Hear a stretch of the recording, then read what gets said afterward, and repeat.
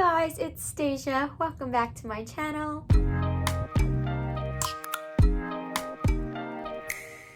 So here I am, back with a video that is not a vlog.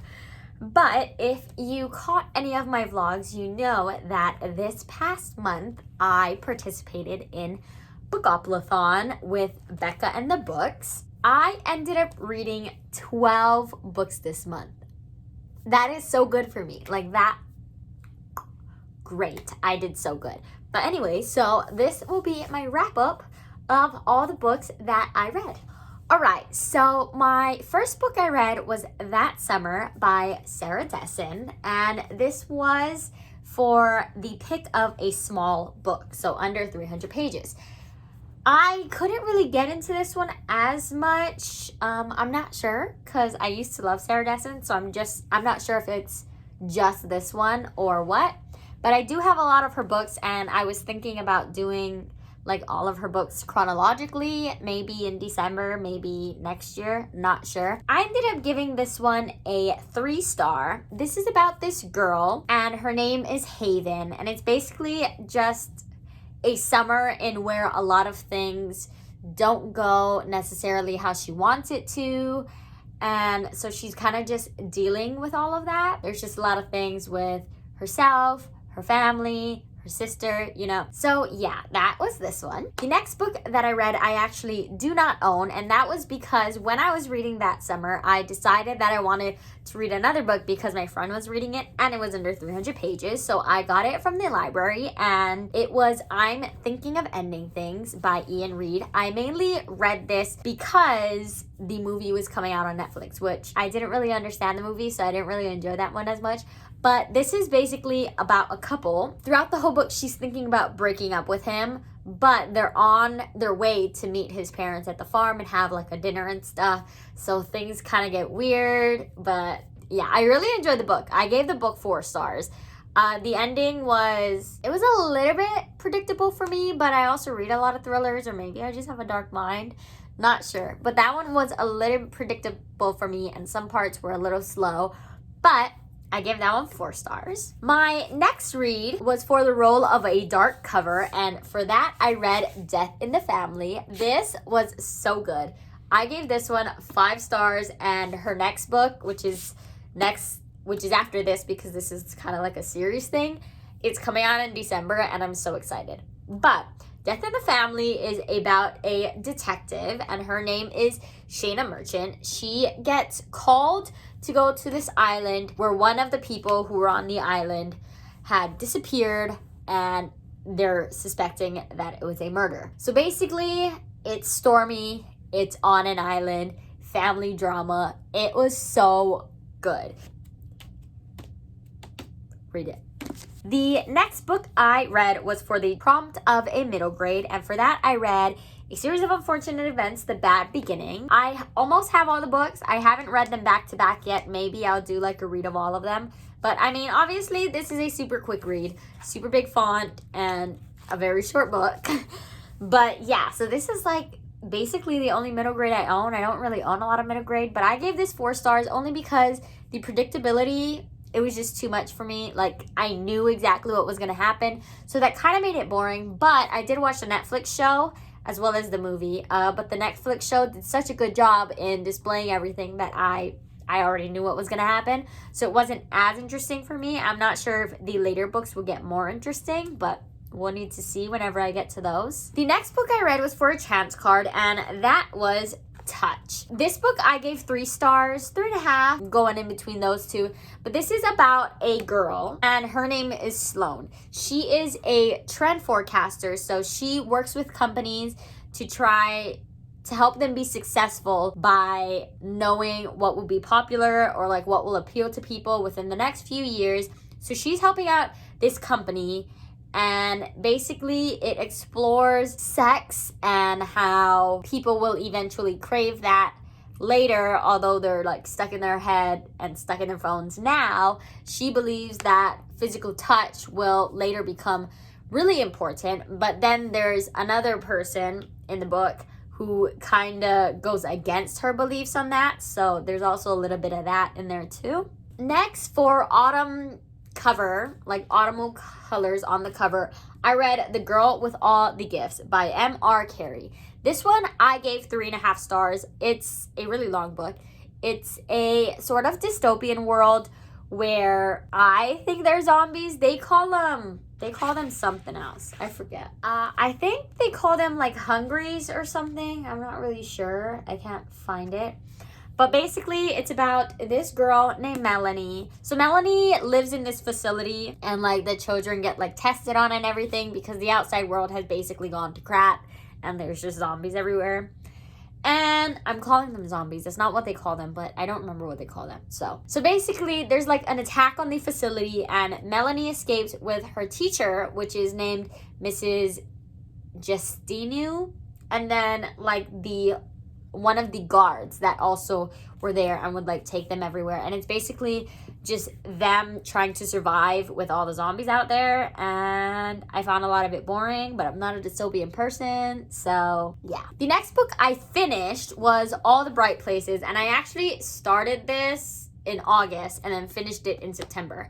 This I gave 4 stars. It wasn't a 5-star read for me because a lot of it I didn't really like how they portrayed, I guess, the ending, and I just wasn't a fan of that. I did enjoy the relationship that came of the 2 people, and I really did like how they were really open about everything together. So I really liked it. It was a cute story. I know there's a movie. I have not watched the movie yet, but that will come soon, hopefully. The next book I read was for TBR Vet, and I read P.S. I Like You by Casey West, and Casey West has easily become an author I'm looking out for. I know she has so many books out there.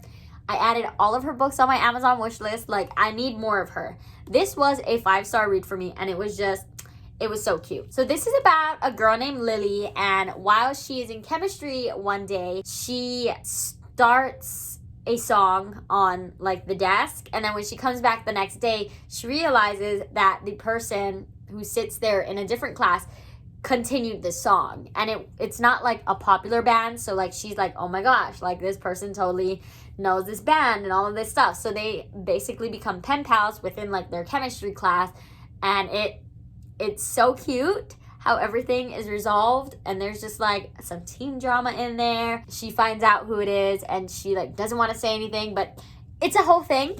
It's so cute. I highly recommend this one. Next, I read Every Last Word. So this is about a girl named Samantha. So she has purely obsessed OCD. So she has like an obsession with like the number 3 and like a whole bunch of stuff. And this is basically her going through school, trying to really place herself, and she finds like a secret group who help her through it, basically. There's a large concept of poetry in here, which I thought was really nice. Like, they used a lot of poetry to kind of display how they were feeling, or even just for fun, and this one is really cute.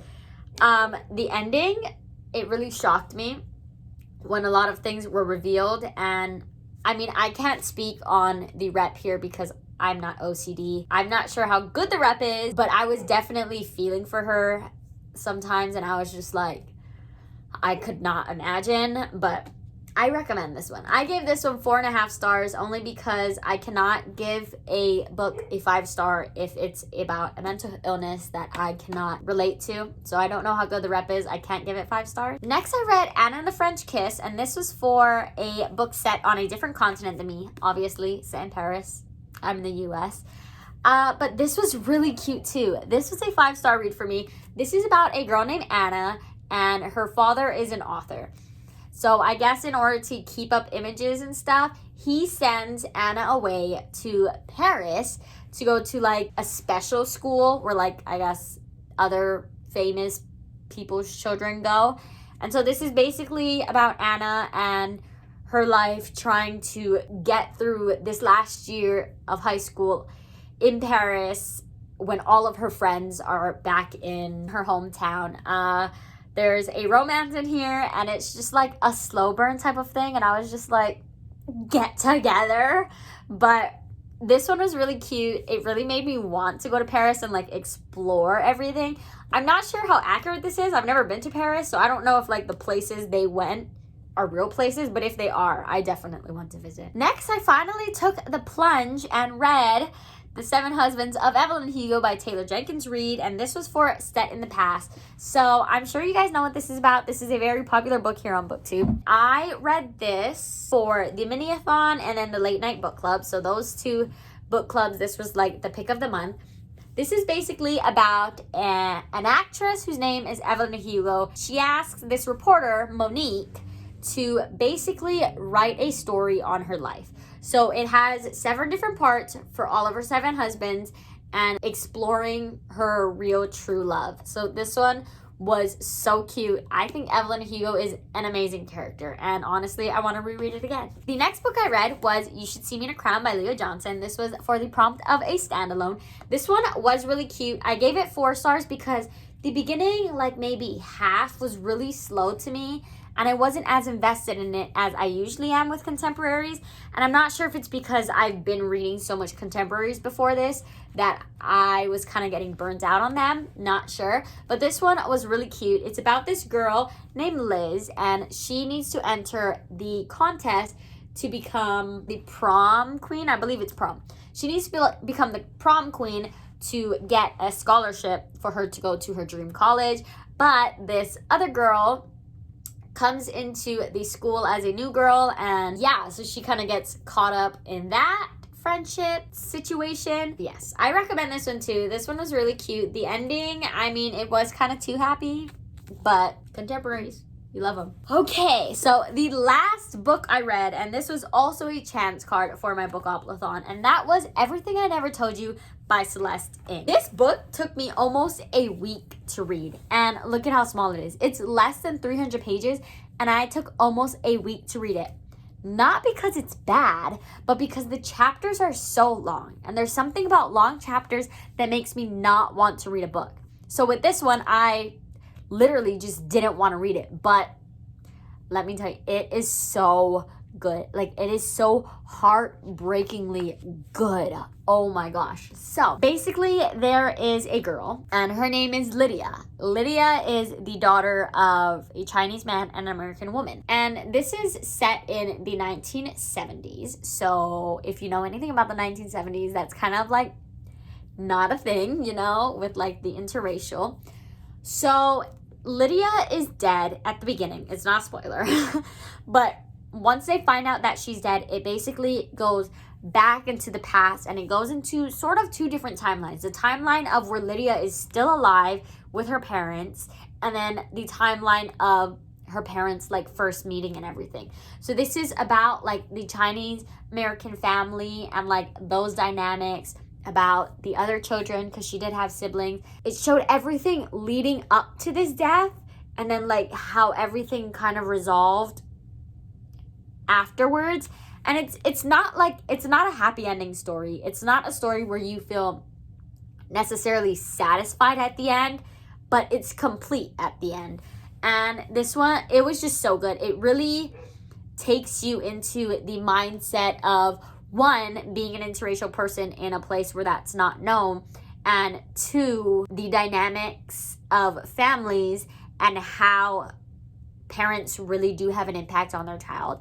And it was so good. Honestly, I would read this again. I'm not sure if the audiobook is any better. I would read it again, but not now. Probably not anytime soon. I feel like I would have flown through this book if the chapters were shorter. I don't know what it is about long chapters. I don't know if I'm just weird, but long chapters just, it turns me off kind of. But yeah, so this one was really good. I highly recommend it. It is really heartbreaking. Like, I almost cried, and that says a lot because I don't really cry like to books. If you stayed till the end, thank you, because I'm sure this will be a very long video. Those were all the books that I read in the month of September. Let me know how much you guys read down below. I'd love to talk to you guys in the comments. Like, comment, and subscribe down below. Turn on the bell icon if you want to be notified every time I post a new video, and I'll see you next time. Bye!